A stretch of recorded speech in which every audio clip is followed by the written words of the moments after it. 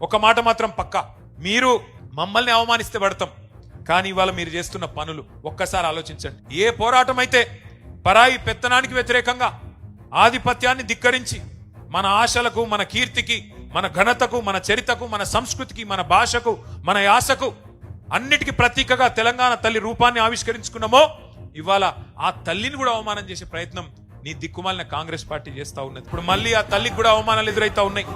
తెలంగాణ తల్లి చేతిలో బతుకమ్మను మాయం చేసిండ్రు ఈ మాయల పకీర్లు. మన అమ్మను తీసేసి కాంగ్రెస్ బొమ్మను పెట్టింది ఇవాళ సెక్రటేరియట్ లో. తెలంగాణ తల్లిని తీసి కాంగ్రెస్ తల్లిని ఇవాళ సెక్రటేరియట్ లో పెట్టిండు.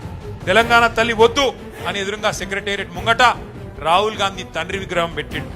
ఈ దీక్షా దివస్ సాక్షిగా ఒక ప్రతిజ్ఞ మనందరం చేయాలి. ఇవాళ దీక్షా దివస్ సాక్షిగా కేసీఆర్ పోరాట స్ఫూర్తిగానే చెప్తున్నా, తిరిగి అదే జాగల తెలంగాణ తల్లిని పెట్టే బాధ్యత మనందరిది.